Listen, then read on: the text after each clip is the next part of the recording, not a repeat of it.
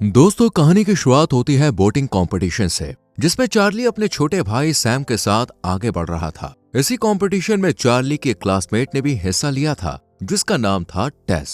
टेस अपनी बोटिंग से ज्यादा चार्ली पर ध्यान दे रही थी, जिसे देखकर साफ पता चल रहा था कि टेस मन ही मन चार्ली को पसंद करती है। लेकिन चार्ली का फोकस तो सिर्फ जीतने पर था, इसीलिए वो आखिरकार रेस में सबसे आगे निकल जाता है और विनर बनने के बाद उसे स्टैनफोर्ड यूनिवर्सिटी की तरफ से स्कॉलरशिप दी जाती है, जिससे चार्ली भी बहुत खुश होता है और अपनी ये खुशी अपने भाई सैम के साथ शेयर करता है, क्योंकि दोनों के बीच बहुत प्यार था, खास तौर से डैड के जाने के बाद से। दरअसल चार्ली के डैड ने ना सिर्फ उसकी मॉम को छोड़ दिया था, बल्कि बच्चों से भी हर रिश्ता खत्म कर दिया था। इसलिए दोनों भाई ही एक दूसरे का सहारा थे। इसलिए सैम को कहीं ना कहीं दुख होता है कि पढ़ाई की वजह से चार्ली उससे दूर चला जाएगा। हालांकि चार्ली भी सैम को छोड़कर नहीं जाना चाहता था, पर पढ़ाई भी जरूरी थी, इसलिए चार्ली सैम से प्रॉमिस करता है कि जब तक वो पढ़ाई के लिए कॉलेज नहीं जाता, तब तक वो हर रोज उसके साथ बेसबॉल कैच की प्रैक्टिस करेगा, वो भी पूरे 1 घंटा। ये सुनकर सैम के चेहरे पर मुस्कान आ जाती है। चार्ली कॉलेज जाने से पहले दोस्तों के साथ पार्टी का प्लान बनाता है,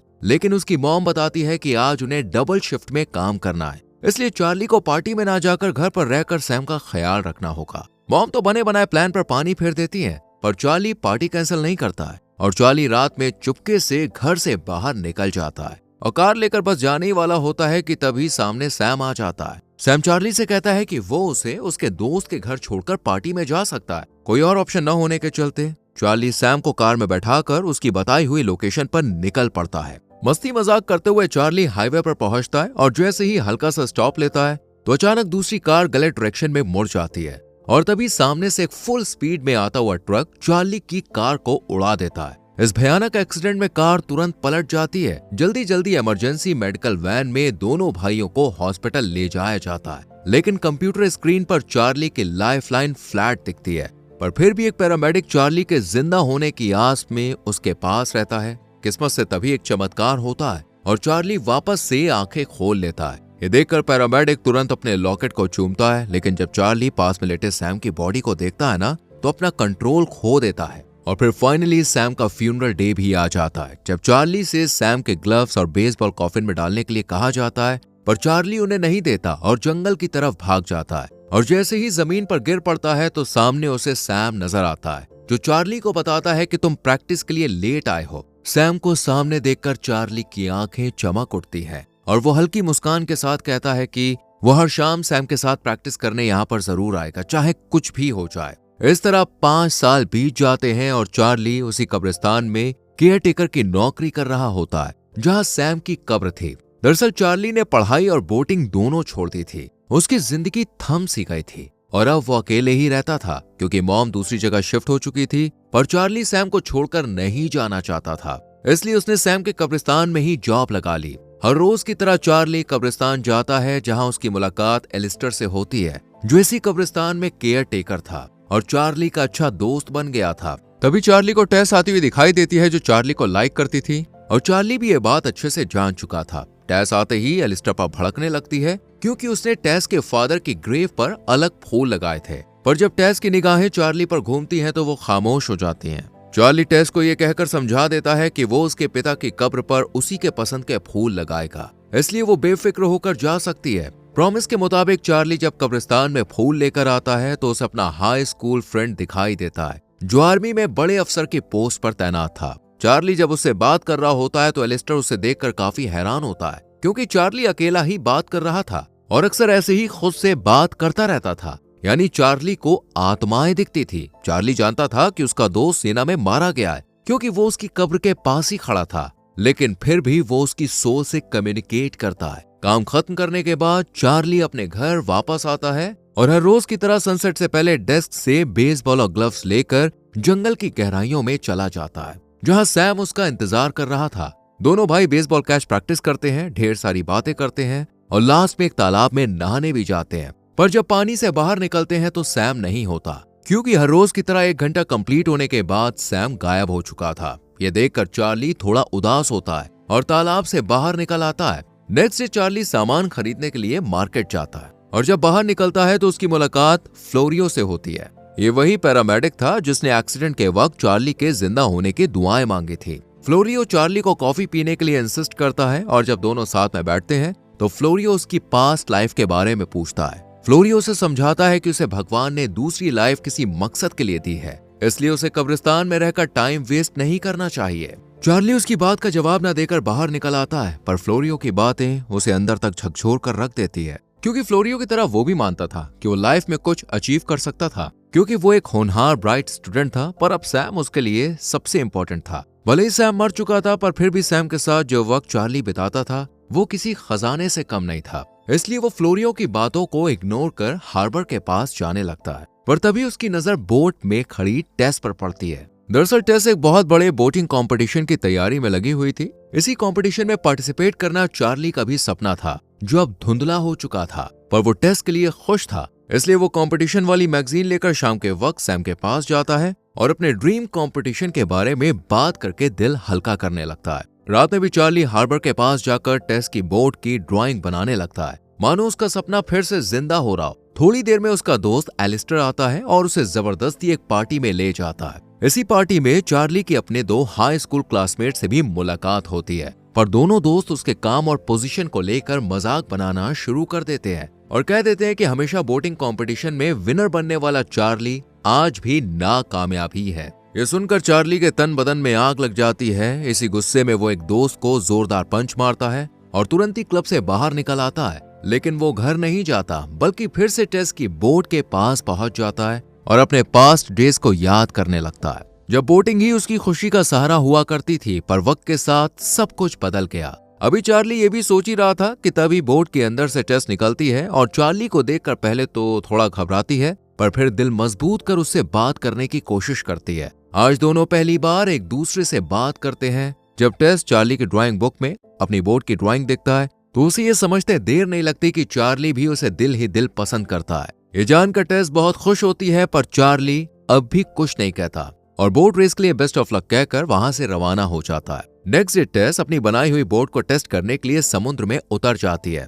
हालांकि रेडियो के जरिए कोच उसे तूफान की वार्निंग देता है, पर टेस उसकी एक नहीं सुनती और तूफान से लड़ने के लिए निकल पड़ती है। साथ ही कम्युनिकेशन डिवाइस भी ऑफर कर देती है। दूसरी तरफ चार्ली को दिखाया जाता है, जो हर रोज के सनसेट से पहले सैम से मिलने आ गया था। अभी दोनों भाई बेसबॉल कैच प्रैक्टिस कर ही रहे थे कि तभी जोरदार बारिश शुरू हो गई, जिसमें दोनों भाइयों ने बहुत एंजॉय किया। अगली सुबह जब चार्ली ड्यूटी पर जाता है तो वहां जोरदार शोर मचाकर पक्षियों को वहां से भगा देता है। इस शोर शराबे को सुनकर टेस, जो अपने फादर की कब्र के पास सो रही थी, वो हड़बड़ा कर उठ जाती है। चार्ली जब टेस के माथे पर लगी हुई चोट देखता है तो उससे पूछताछ करने लगता है और उसे लेकर अपने घर पहुंच जाता है। घर लाकर चार्ली उसकी चोट पर मरहम लगाता है और इस बीच टेस उसे बताती है कि वो कल अपनी बोट को टेस्ट करने के लिए समुद्र में गई थी और तूफान में फंसने की वजह से उसे चोट आई। टेस चार्ली के वीरान घर को देख उसकी पर्सनल लाइफ के बारे में पूछती है, पर चार्ली बात को रफा दफा कर देता है, क्योंकि उसे सैम से मिलने जाने के लिए देर हो रही थी। जाते वक्त टेस चार्ली को बताती है कि वो 6 महीने की रेस में बिजी रहेगी,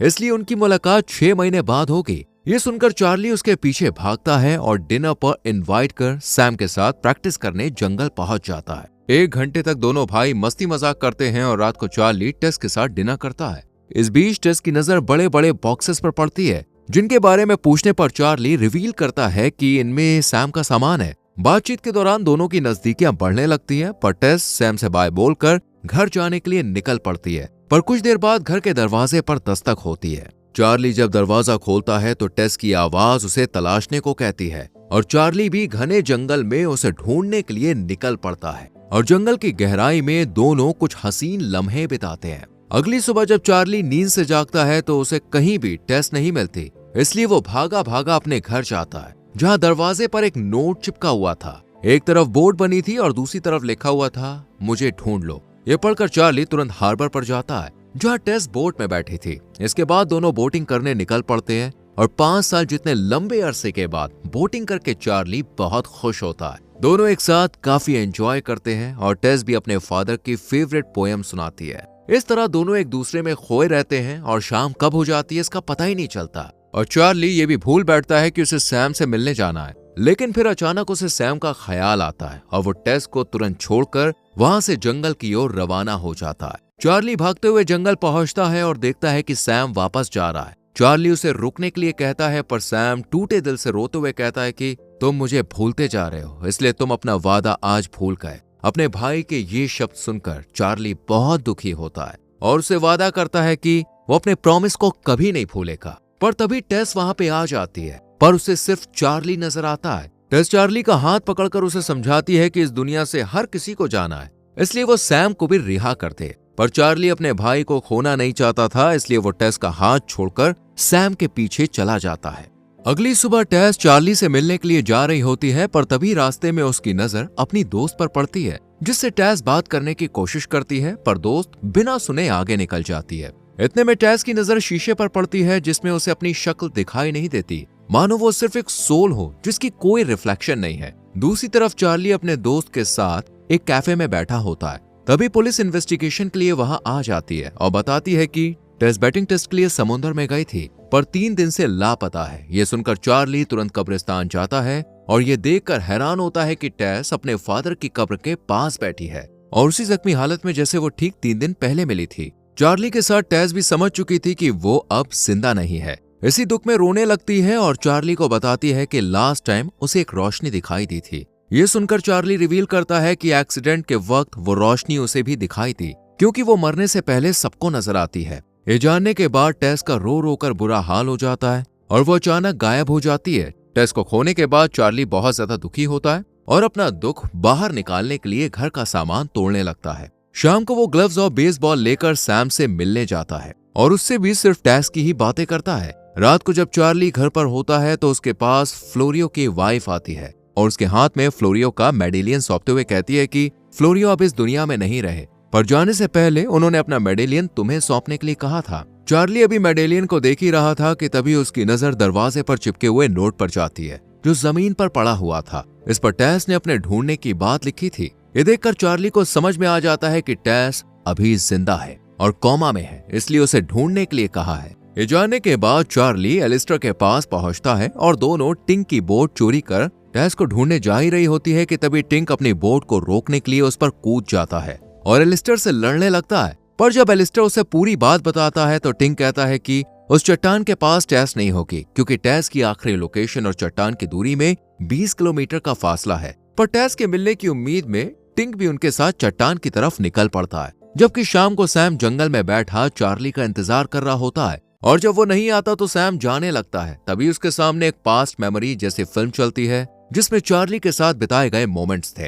ये देखकर सैम जैसे ही आगे बढ़ता है, अचानक एक रोशनी में गायब हो जाता है। दूसरी तरफ चार्ली सैम के पास ना पहुंचने के कारण उससे माफी मांग रहा होता है, पर तभी एक टूटता हुआ तारा दिखता है, मानो सैम मदद का इशारा दे रहा हो। ये देखकर चार्ली टिंक को टूटते तारे की लोकेशन की तरफ बोट को ले जाने के लिए कहता है और वहां पहुंचते पहुंचते रात हो जाती है और चट्टान के पास मौजूद लाइट हाउस की रोशनी चमकने लगती है, जैसे कि टेस ने बताया था। ये देखकर चार्ली को समझ आता है कि टेस मरने से पहले की रोशनी नहीं, बल्कि ये चट्टान वाली रोशनी की बात कर रही थी। कुछ दूर आगे बढ़ते ही चार्ली को एक बोट दिखाई देती है, जिसमें शायद टेस थी। लेकिन एलिस्टर चार्ली से कहता है कि समुद्र का पानी बहुत ठंडा है, इसलिए उन्हें मेडिकल हेल्प आने तक रुकना होगा। पर चार्ली टेस को बचाने के लिए पानी में कूद जाता है, पर बोट में टेस नहीं होती, इसलिए वो चट्टान के पास जाता है जहां टेस बेहोश पड़ी थी। उसकी सांसें चल रही थी। टेस के शरीर को गर्म रखने के लिए चार्ली उसे अपने सीने से लगा लेता है और जब उसकी आंख खुलती है